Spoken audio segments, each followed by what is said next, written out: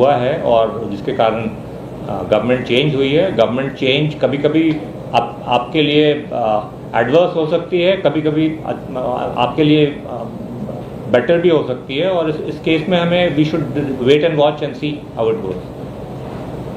Mister Chinmay from Loksatta. Sir, आपने defence manufacturing में पुणे का इम्पोर्टेंस कितना है अभी अंडरलाइन किया, लेकिन जब अंदर चर्चा हो रही थी टेक्नोलॉजी डेवलपमेंट की, तो R&D पे ज़्यादा खर्चा नहीं हो रहा है, इसकी बात हुई थी। तो क्या आप इसके बारे में बताएंगे कि रोड अहेड क्या रहेगा? आप बिल्कुल ठीक कह रहे हैं। हमारे देश में GDP का 0.66% ही केवल R&D पे खर्चा होता है, और उसका भी 2/3 हमारे पब्लिक सेक्टर इंस्टीट्यूशंस जो हैं, DRDO है, Indian council of agriculture research है, मेडिकल रिसर्च है, वो लोग खर्च करते हैं। प्राइवेट सेक्टर नहीं के बराबर करती है। इस स्थिति को हमें चेंज करने की ज़रूरत है, क्योंकि डिफेंस में खास करके अगर R&D के बिना आप आगे नहीं बढ़ सकते हैं, और अनलेस हमारे पास IPR रहे तब तक हम वल्नरेबल रहेंगे, या इंपोर्ट डिपेंडेंट या सप्लाई चेन डिपेंडेंसीज हमारी रहेंगी। उसके लिए भारत सरकार ने 2 कदम उठाए हैं। एक तो DRDO के अंदर जो टेक्नोलॉजी डेवलपमेंट फंड है, उससे 25% ईयरमार्क करा गया है प्राइवेट सेक्टर को देने के लिए, और जहाँ तक मुझे ख्याल है पिछले 3 सालों में करीब 1500 करोड़ रुपए उन्होंने उस फंड से स्टार्टअप्स और प्राइवेट सेक्टर फर्म्स को दिया है अंडर TDF। उसके अलावा एक बहुत बड़ा राष्ट्रीय अनुसंधान फंड बनाया गया है 1 लाख करोड़ का, जो कि department of science and technology के तहत रहेगा, और उससे हर क्षेत्र के इंस्टीट्यूशंस, खासकर के प्राइवेट सेक्टर कंपनीज, उससे जो जिसे पेशेंट कैपिटल कहते हैं, कम इंटरेस्ट पे लोन या किसी फंड ऑफ फंड्स के थ्रू इक्विटी सपोर्ट ले सकते हैं। उसकी modalities department of science and technology workout कर रही है, और मेरे ख्याल से जब वो ऑपरेशनल हो जाएगा तो काफ़ी हद तक ये फंडिंग सपोर्ट का इशू प्राइवेट सेक्टर के लिए नहीं रहेगा। वो डायरेक्टली इस तरह का लो कॉस्ट फाइनेंसिंग के बेसिस पे R&D के क्षेत्र में आगे बढ़ सकते हैं। Last question, Sindhu Bhagat from free press journal.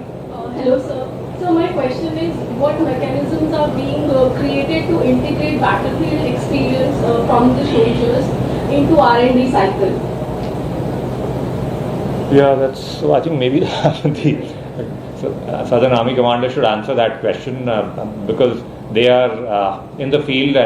But I was very impressed, in fact, when I saw that in many cases, particularly when it comes to drones and counter-drone systems, our base depots and our workshops, Army workshops, have already started doing a lot of innovation on their own, including loitering munitions, kamikaze drones of different types, which they essentially built from scratch based on the experience. And I've seen that not only here but in Jaipur in the Southwestern Command.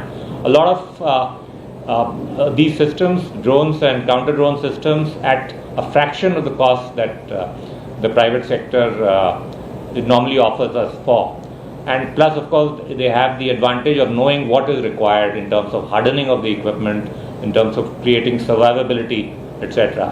So yeah, I mean, that feedback loop is really being done through the EME and through our workshops, and it has 2 advantages. It enables us to test some of this equipment. It also enables us to benchmark costs, so that when we buy from the private sector, we can better assess the capabilities which we need and the kind of costs that we should provide.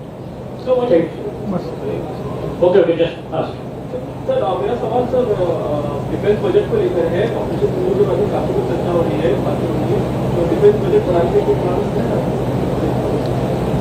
Defence budget बढ़ाने की आवश्यकता तब होगी जब हम existing budget को अच्छी तरह से यूटिलाइज कर पाएंगे। पिछले 5 सालों के बाद पहली बार पिछले साल हमने अपना केपेक्स पूरी तरह यूटिलाइज किया था। इस साल भी हम करने की दिशा में आगे बढ़ रहे हैं, और अगर हम पूरी तरह से यूटिलाइज करने की स्थिति में रहेंगे तो रिवाइज एस्टिमेट के स्टेज में सितंबर अक्टूबर में हम कैपेक्स की और मान कर सकते हैं। उसकी ज़रूरत पड़ेगी तो क्योंकि मैं आपको ये विश्वास करा दूं कि हमारा जो फाइनेंस डिपार्टमेंट है वो कैपेक्स के केस में कोई उनके तरफ से कोई ऑब्जेक्शन नहीं है, वो उसको बढ़ाने में हमेशा तैयार रहते हैं। रेवेन्यू बजट में उनकी कुछ कंस्ट्रेंट्स हैं, लेकिन केपेक्स में जैसा मैंने अपने स्पीच में भी कहा था, मेरा अनुमान है कि और फौज का अनुमान है कि 10 to 15% increase every year in a capex budget